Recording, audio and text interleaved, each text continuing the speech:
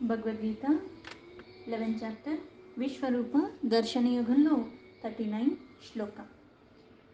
వాయుర్యమోగ్నిర్వరుణः శశాంకః ప్రజాపతిస్త్వం ప్రపితామహశ్చ నమో నమస్తేస్తు సహస్రకృత్వః పునశ్చ భూయోపి నమో నమస్తే.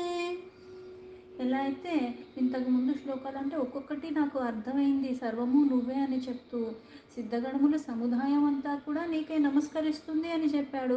అసలు వాళ్ళు నీకెందుకు నమస్కరిస్తున్నారంటే అన్నిటికీ మూలం నువ్వే కదా అని చెప్పాడు. పైగా అనేకమైన రూపాల్లో లెక్క పెట్టినటువంటివన్నీ కూడా అనంతంగా ఉన్నవాడివి నువ్వు అని సంబోధించి ఇంతకు ముందు శ్లోకాల్లో చెప్పాడు. అపరిమితంగా అంటే కొలవటానికి మెజర్మెంట్కి వీలు కానట్టుగా ఉన్నావు అని చెప్పి ఇప్పుడు మళ్ళీ అందులో భాగంగా ఎక్కడెక్కడ ఉన్నావు అన్నది మళ్ళీ చెప్తున్నాడు ఈ శ్లోకంలో. వాయుర్, వాయు అంటే వాయు, వాయుదేవుడివి. అలాగే యమ అగ్నిర్ వరుణ, యమ అంటే యముడు, యమధర్మరాజు. మృత్యుదేవత అంటాం, మృత్యుదేవుడు. అగ్ని అంటే అగ్ని రూపంలో ఉన్నది నువ్వే. వరుణ అంటే నీటి దేవుడు, అంటే గాలి నువ్వే, యమధర్మరాజు నువ్వే. ఇంతకు ముందు శ్లోకాల్లో ఎలా అయితే పరమాత్మ తన విభూతుల్లో చెప్పాడు ఏమని, యమధర్మరాజు రూపంలో ఉన్నది నేనే, అష్టదిక్పాలకుల రూపంలో ఉన్నది నేనే అని చెప్పాడు. ఎలా అయితే అగ్నిముఖత మనమైతే యజ్ఞాలు యాగాలు ఇవన్నీ చేస్తూ ఉంటాం, అన్నీ ఎవరికి సమర్పిస్తుంటాం? అగ్నికి సమర్పిస్తుంటాం.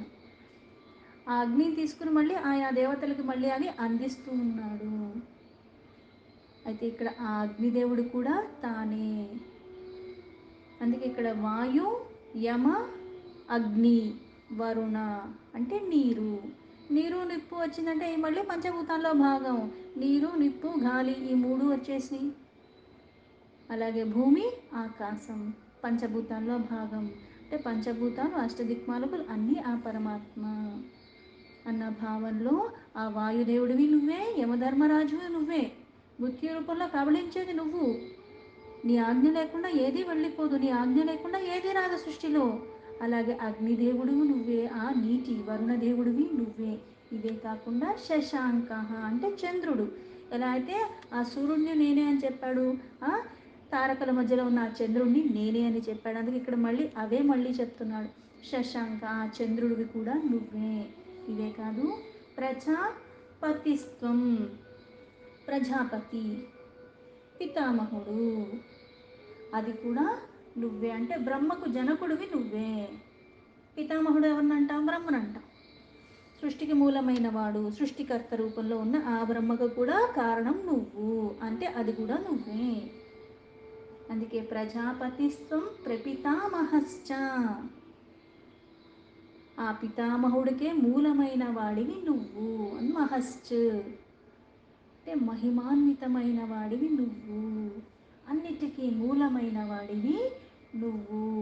అంటే ఒక్కొక్క దానికి, దీనికి దానికి, దీనికైతే నువ్వు దానికైతే నువ్వు కాదంటానికి వీలు లేకుండా సమస్తము నువ్వై నేను చెప్పటంతో పాటు మళ్ళీ ప్రతిదానికి అంటే వాయుకి కారణం నువ్వు, యముడికి కారణం నువ్వు, అగ్నికి కారణం నువ్వు, వరుణుడికి కారణం నువ్వు, చంద్రుడికి కారణం నువ్వు, బ్రహ్మకి కారణం నువ్వు, ఆ పితామహుడికి సర్వానికి మూలం నువ్వు, అన్నిటికీ కారణం నువ్వే. విశేషంగా ఇవి కూడా ఉండటానికి వాటిల్లో ఉన్నది కూడా నువ్వే. అందుకని అటువంటి నీకు ఆ మహిమతో కూడుకున్నవాడు. అందుకే మహశ్చ అంటే అట్లాంటి వాడికి ఎన్ని నమస్కారాలు చేసినా తక్కువే. ఎందుకంటే సర్వం నువ్వే, ఏది లేకపోయినా మనకి నడవదు. నమో నమస్తే అస్తు, అటువంటి నీకు ఎన్ని నమస్కారాలు చేసినా తక్కువే. అందుకే నమో మళ్ళీ మళ్ళీ నమస్కరించటానికి తగినవాడివి. ఈ నమస్కారాలన్నీ నీకే. అంటే నేను సూర్యుడికి నమస్కరిస్తున్నా పరమాత్మకే చెందుతున్నాయి.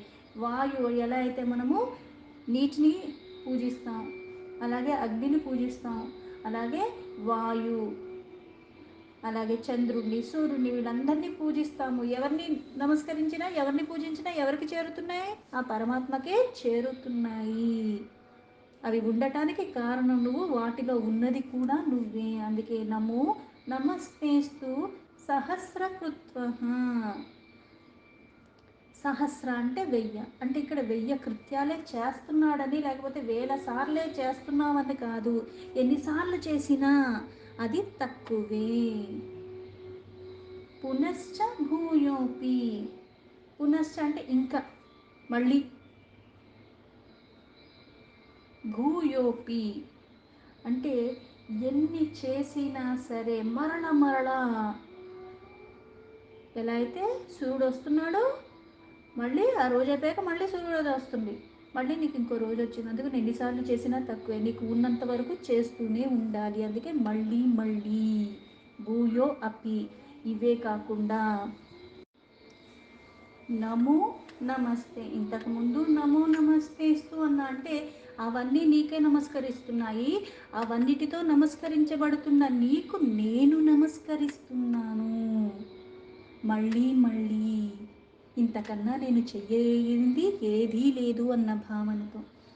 శ్లోకానికి యథాతథ మీనింగ్ తీసుకుంటే, వాయుర్యమగ్నిర్వరుణః శశాంకః ప్రజాపతిస్త్వం ప్రపితామహశ్చ నమో నమస్తేస్తు సహస్రకృత్వః పునశ్చ భూయోపి నమో నమస్తే.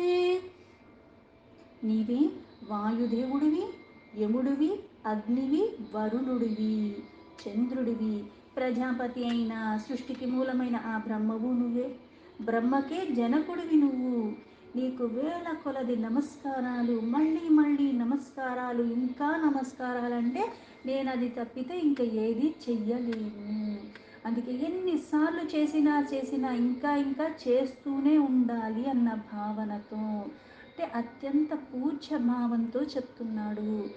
ఆ పూజ్యభావం ఎక్కడి నుంచి వస్తుంది అంటే, ఏదైతే ఉద్వేగాన్ని ఆపుకోలేక ఇన్ని రోజులు తనతోనే కలిసిమెలిసి తిరిగిన కృష్ణుడు, ఇప్పుడు ఆ కృష్ణుడు కాదు, ఇక్కడ విశ్వానికే మూలమైన వాడు. ఒక్కసారి ఆ మనోనేత్రాన్ని ఇచ్చి దర్శించేలాగా ఆ దివ్య దృష్టినిచ్చి ఆ రూపాన్ని చూపించి భూత భవిష్యత్ వర్తమానాలన్నీ చూపిస్తుంటే తట్టుకోలేకపోతున్నాడు.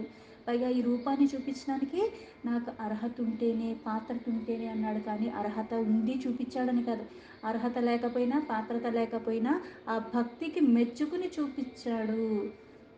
అందుకే ఇక్కడ ఆ దిక్పాలకుల్లో మళ్ళీ పంచభూతాలతో ఉన్న ఇవన్నీ కూడా నువ్వే అన్న కారణంగా, అందుకే ఇక్కడ ఆ వాయువు నువ్వే. వాయు రూపంలో సమస్త జీవులకి ఏం ఇస్తున్నావు? ప్రాణవాయువు. వాయువు అంటే గాలి బయట ఉందని కాదు.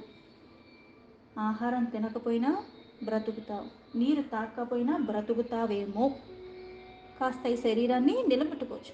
గాలి పీల్చడం ఆపేస్తే పెద్దగా ఏం బ్రతకం. ఒక్క క్షణం ముక్కు మూసి కూర్చున్నా నేను మరణిస్తాను.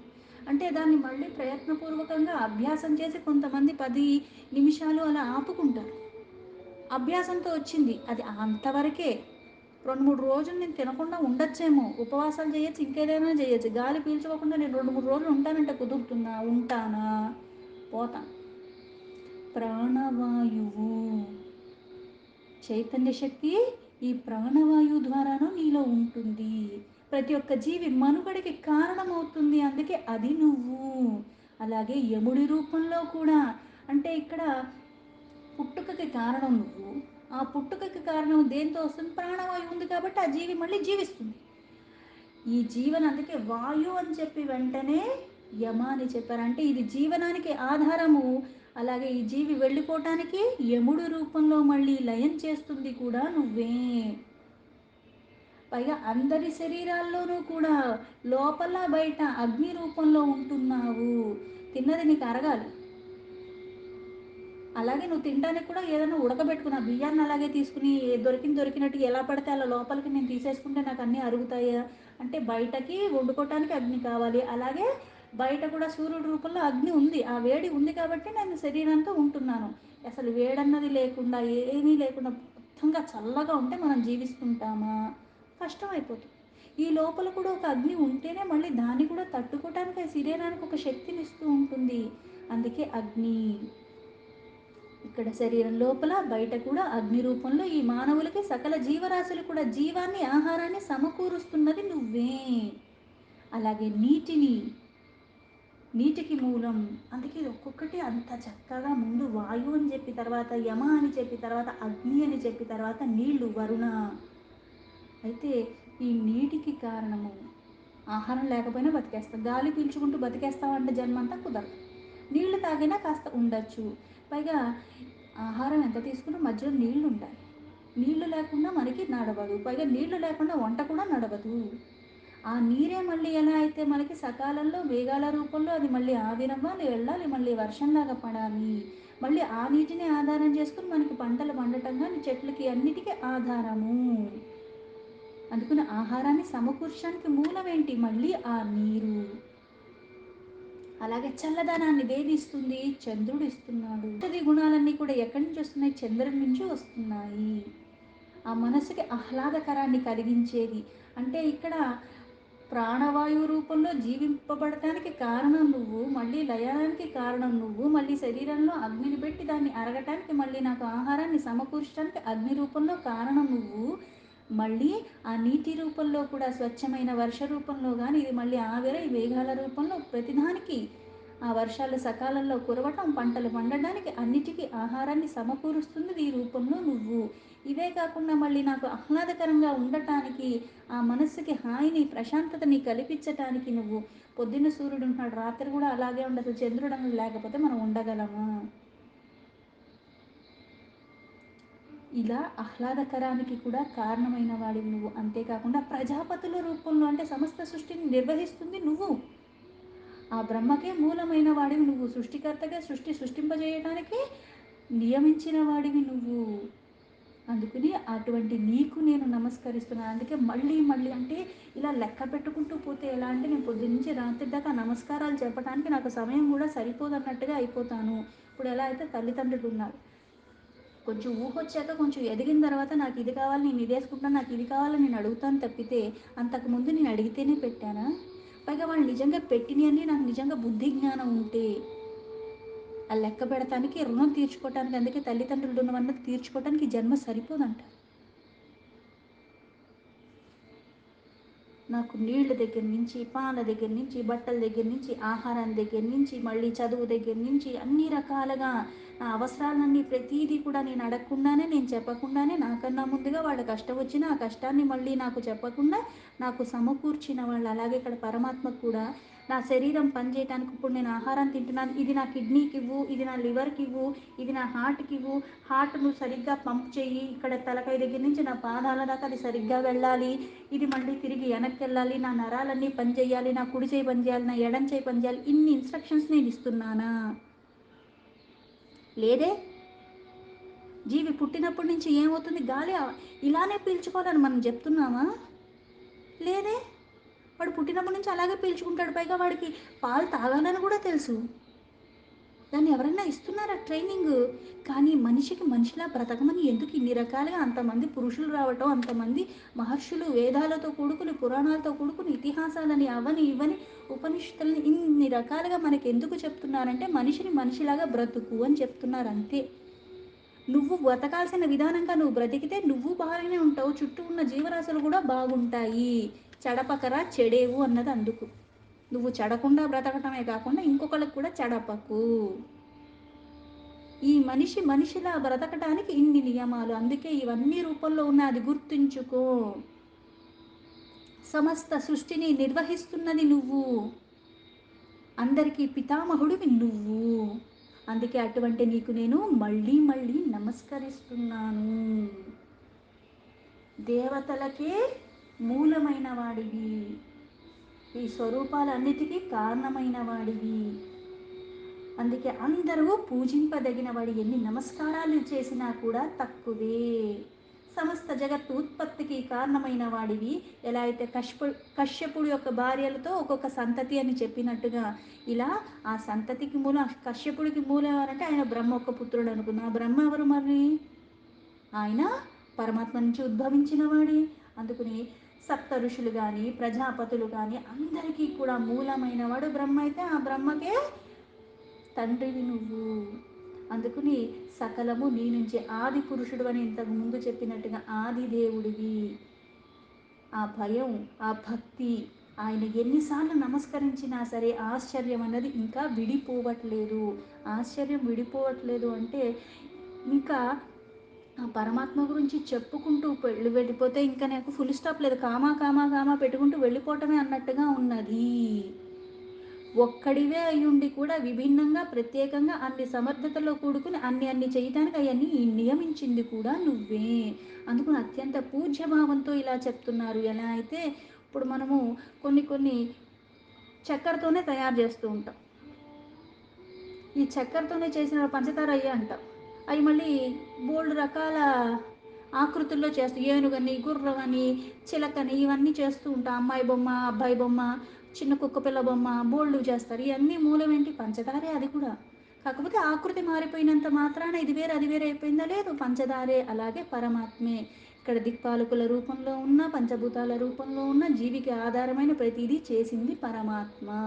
ఈ జగత్తు నిర్వహింపబడటానికి ప్రత్యేకంగా ఒకటి కారణంగా కనిపిస్తున్నప్పుడు కూడా అన్ని బాధ్యతలు, అన్ని అధికారాలలో అవన్నీ సమస్తానికి మూలంగా అవన్నీ పెట్టింది పరమాత్మ. అందులో ఉన్నది కూడా పరమాత్మే.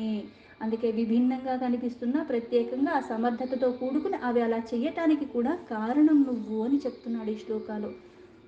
ఎలా అయితే బంగారపు ముద్దే, దాన్ని గొలుసు చేసుకోవచ్చు, బ్రాస్లెట్ చేసుకోవచ్చు, దానిలో ఇంకా మణులు ఇవన్నీ పెట్టి అద్దం ముత్యాలు పెట్టి దాన్ని మళ్ళీ ఇంకొక హారాలలో కూడా ఎన్నో రకాల డిజైన్లు చేసుకుంటాం మనం. కానీ మూలం ఏంటి? బంగారమే. అన్ని ఆభరణాలు చేసుకోవటానికి మూలమైనది. అలాగే ఇక్కడ అన్నిటికీ మూలమైన వాడు ఆ పరమాత్మ. అవ్యక్తంగా ఉండి వ్యక్తం అవ్వటానికి వ్యక్తమైన వాటిల్లో కూడా కొన్నిటికి మళ్ళీ ఉన్నవాడు పరమాత్మ. అందుకే ఇలా ఈ సకల దేవతల రూపంలో, దిక్పాలకుల రూపంలో, పంచభూతాల రూపంలో ఆయా కార్యాలు చేయడానికి జీవుడికి ఆధారమైనవన్నీ కూడా పెట్టి ఆ జీవుడు ఉద్భవించటానికి, జీవుడు జీవించటానికి కూడా అన్నీ చేస్తున్నవాడు. అందుకని నీకు ఎన్ని నమస్కారాలు చేసినా తక్కువే అని ఆ భావనతో చేస్తున్నాడు అర్జునుడు. దీంతో భగవద్గీత 11వ చాప్టర్ విశ్వరూప దర్శన యోగంలో 39 శ్లోక సంపూర్ణం.